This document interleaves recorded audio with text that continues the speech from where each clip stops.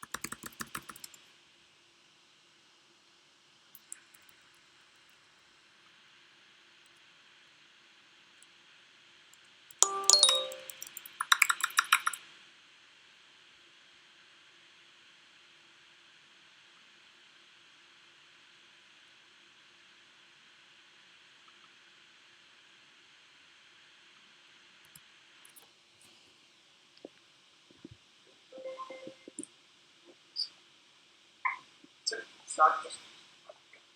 Okay, sir. Yes, sir.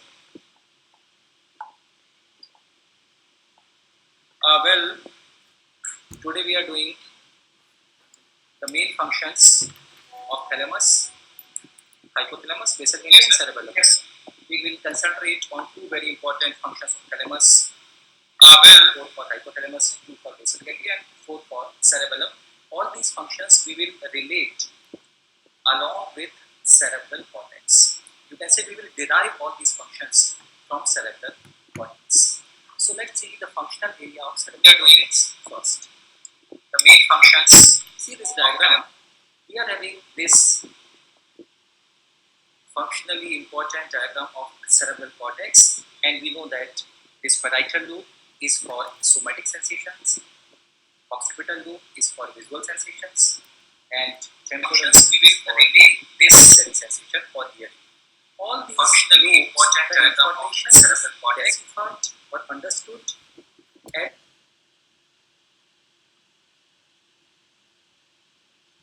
levels and maybe especially visual even at four levels. So we are having in all three lobes, sensory lobe, we are having primary area, for example, this one, primary sensory cortex, area number 312, primary auditory cortex, area number 41, primary visual cortex, area number 17. These primary areas are for reception and initial comprehension. Means when the information will go, the initial comprehension part will happen in these primary areas. Primary sensory cortex, for example, analysis of fine sensations. Primary auditory cortex, analysis of individual words in the sound. Primary visual cortex, simple lines, simple angles, so reception and initial comprehension. From primary area, information goes to secondary areas. Secondary sensory cortex, we are having secondary auditory cortex also, we are having secondary visual cortex also. And these secondary areas are for further level of comprehensions. For example, secondary sensory cortex is for learning based on touch. Secondary auditory cortex, what is the tone of the sound? What is the frequency of the sound? Secondary visual cortex is for whether the object is moving or not, whether it is, or what are the colors. So further level of comprehension. And from secondary area, information goes to a final area of tertiary area. Tertiary area for somatic sensation is area number 5 and 7. We can call it tertiary sensory cortex, or better we call it somatosensory association area. This is for final comprehension. Finally, what that somatic information is conveyed. We also call it synthesis of somatic sensations. For final comprehension of auditory information, we are having Wernicke's area. So Wernicke's area will make the complete meaning of that auditory information.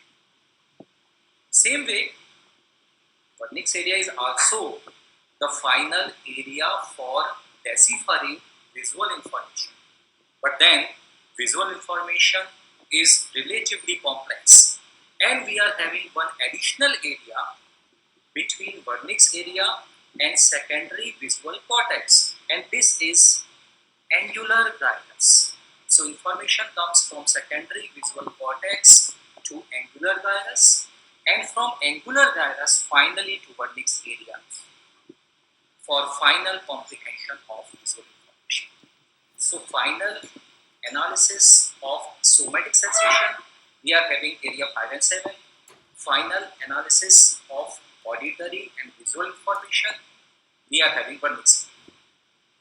This is how we can say simply information in the cortex is deciphered, while we know that frontal lobe is to regulate motor activity, or it's for controlling our skeletal muscles. Having said that, now come to one more diagrams, and let's see this diagram. Now you can see that even before information is coming to cortex, information first relayed at thalamus. Somatic sensations will be relayed at ventrobasal complex. Visual sensation will be relayed at lateral geniculate body, and auditory sensation will be relayed at medial geniculate body. These are different nuclei of thalamus. So we can say that thalamus, these are not all nuclei of thalamus, these are few nuclei of thalamus which are concerned with sensory functions. So that's why we call one of the major function of thalamus is that it is major sensory relay station. Major sensory relay station. Ventrobasal complex for somatic sensation, lateral geniculate body for visual sensation, and medial geniculate body for auditory sensations. Not only sensations are relayed here, the crude or the gross aspect of sensation is completed. For example, somatic sensation can be divided into fine sensations and crude sensations. So crude sensations will be understood at the level of thalamus. The vision is also having gross visual part. We can say some gross visual reflexes or gross aspect of vision. That is completed at the level of thalamus, and then more complex analysis at cortex.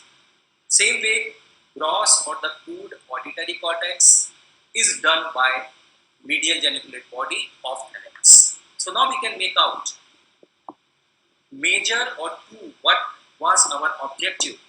Two major function of thalamus. Its great sensory relay station. Second, perception of crude sensations. Crude aspect of sensation is completed at thalamus. These are two important functions of thalamus. let's see now this time. Now, as cerebral cortex is mainly for motor activity, sensory activity, visual activity, auditory activity, and then lot of part is for higher functions. So many regulations have been left, and these regulations by and large are given to hypothalamus. So hypothalamus is regulating lot of other important functions, especially vegetative function, V for vegetative. Vegetative functions include regulation of body temperature, regulation of body hunger, regulation of body thirst. These three we include into vegetative functions. These are regulated by hypothalamus. Second is regulation of autonomic nervous system. From A, regulation of endocrine functions, starting what you can say written here as E. Regulation of limbic function. Hypothalamus is the headquarter of limbic system. And some other regulation also from O. Other regulation, the most important ones are regulation of sleep and circadian rhythm. Sleep and circadian rhythm. So regulation of vegetative functions, autonomic functions, endocrine functions, limbic function, and some other, especially sleep and circadian. These are the most important function of hypothalamus. So we have done 2 important function of thalamus. We have done 4 or 5 important function of hypothalamus. Now come back to the frontal lobe function. Frontal lobe is basically for, in this diagram actually I tried that, can you consider this as cerebral cortex, the boss, and when we are doing the function or motor function, we are having actually 2 associate motor organs. One is basal ganglia and one is cerebellum. As you can see, basal ganglia is only connected via thalamus to cortex. So it is an associate motor organ that works in close association only with the cortex. It is not working with brainstem or muscle directly. And basal ganglia is having functionally 2 important circuits or divisions. One important circuit is putamen circuit, and other important circuit is caudate circuit. So putamen circuit and caudate circuit. Putamen circuit is basically for putting the proper posture. So P for P. Putamen circuit for proper posture. Whenever the person is doing, say, a complex motor activity, let's consider I am writing on the board. At that time, the movement of thumb and finger, these are controlled by corticospinal tract or the motor cortex. But for this function to happen, there should be proper posture, and that is achieved by first proper movement followed by fixation of head, eye, trunk muscles and proximal limbs muscles. This is reflexly done by putamen circuit. So putamen circuit provide a proper posture. Then and then any complex motor activity can be done. While caudate circuit, this is for cognitive control of motor activity. Cognition means thinking, especially when we are trapped in a new and difficult situation. First we think for a fraction of a second, then we decide these motor activities should be done in this sequence and these should be parallel movements. All this is reflexly and within a second, within a fraction of a second in fact, is decided by caudate circuit. This is called cognitive control of motor activity. These are 2 most important functions of basal ganglia. It is having 2 circuits, putamen circuit to provide proper posture and caudate circuit, cognitive control of motor activity. In in a difficult situation, what motor activity should be done, in what sequence, and what should be kind of movement. Basal ganglia function along with cerebral cortex only. On the other hand, now see other associate motor organ, that is cerebellum. And if you see cerebellum, one part of cerebellum is connected, here see, with cortex, we call it cerebrocerebellum. Other part is connected with brainstem, we call it vestibulocerebellum, and even one part is connected to the whole motor axis that include muscle also. We call it spinocerebellum. First, let's do the function of cerebrocerebellum. Cerebrocerebellum is mainly regulating eye movements and equilibrium. But when eye movements and equilibrium to be regulated during rapid motor activity, the help of cerebrocerebellum is very important. You can say that vestibulocerebellum, it is regulating eye movement along with the brainstem, especially during rapid motor activity. Other function of vestibulocerebellum, it is regulating equilibrium along with the brainstem, especially during rapid motor activity. Cerebellum's role is especially during rapid motor activity because it can do predictive function. It can think, the neurons of cerebellum can think ahead of time, and that is especially required when rapid motor activities are planned and executed. So equilibrium and eye, these are control and coordination of equilibrium and eye. These are function of vestibulocerebellum. Now see function of cerebrocerebellum. It works along with cerebral cortex. This means we can take 2E for the function of vestibulocerebellum, equilibrium and eye. And then we can take actually 2 P's for function of cerebrocerebellum.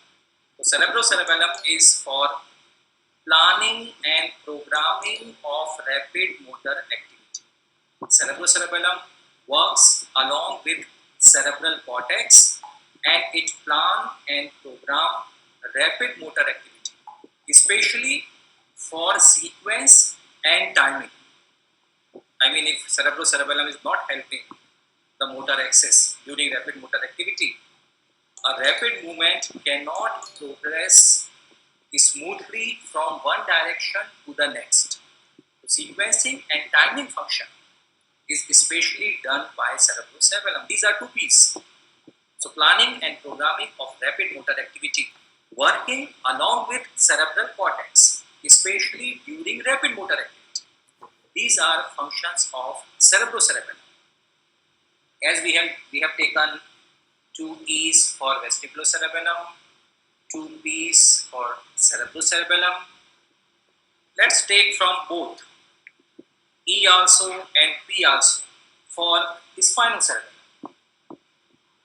So spinocerebellum is having error detecting and error correcting circuit. Spinocerebellum is having error detecting and error correcting signals. This is from, you can say, we have taken 2 E's. Now take 2 P also. Spinocerebellum is also having comparator function and it compares plan with performance. It compares plan, motor plan spinocerebellum gets from cerebral cortex and performance, what is actually happening at the level of muscle. This information spinocerebellum gets from muscles via the tract which is connecting, what we call spinocerebellar tract. So it is having information of plan also, it is having information for performance also. It compares plan with performance. If any error is there, it will detect it and correct it. So comparator function error detecting and error correcting function or signals. So this is how we have done the basic function of basal ganglia and cerebellum. Now let's see how we can revise this. Let's see the basic function of thalamus and hypothalamus.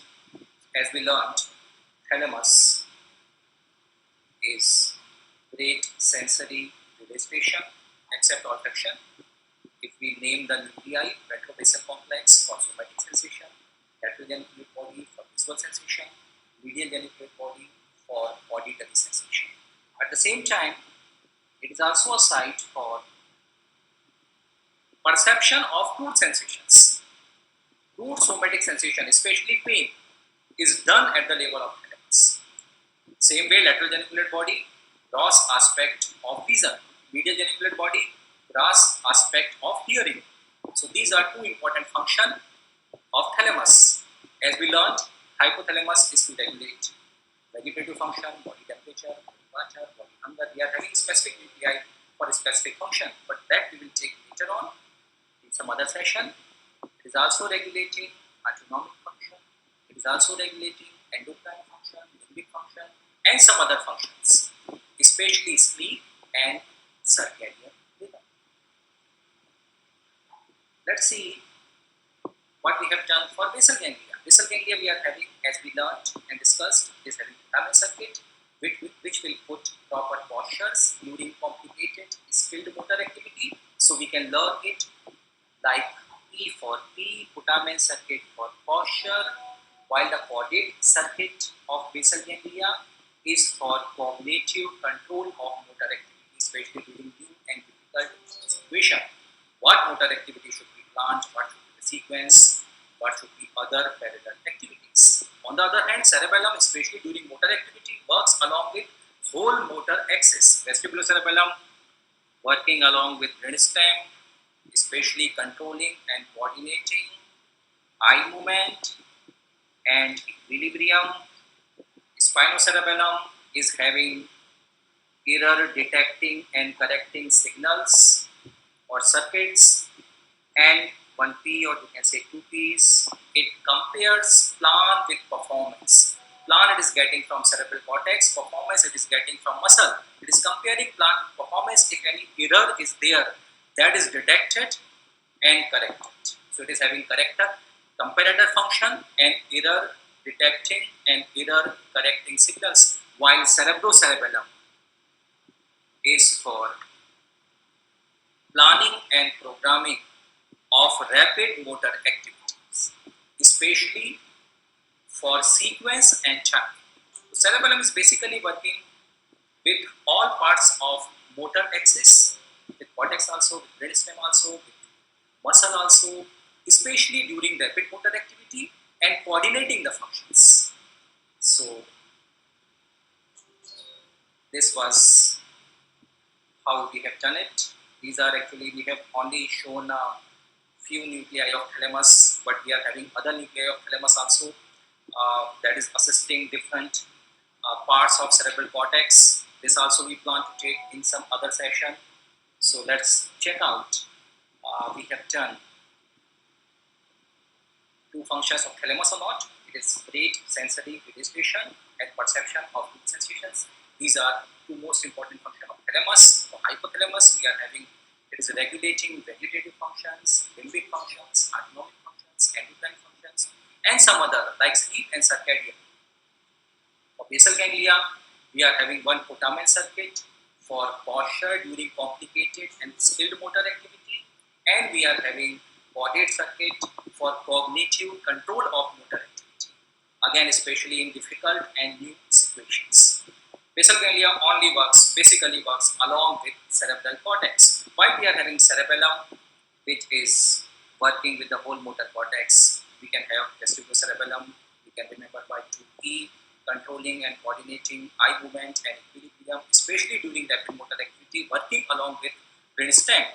We are having cerebrocerebellum for planning and programming of rapid motor activity, especially in terms of sequence and timing, and we are having, we can remember by 2P, cerebrocerebellum, and we are having spinocerebellum. We can take one E also, either detecting and either collecting signals, and we can take one P or two P's also. It compares plan with performance, so comparator functions. So I think this is what we had planned. Thanks a lot.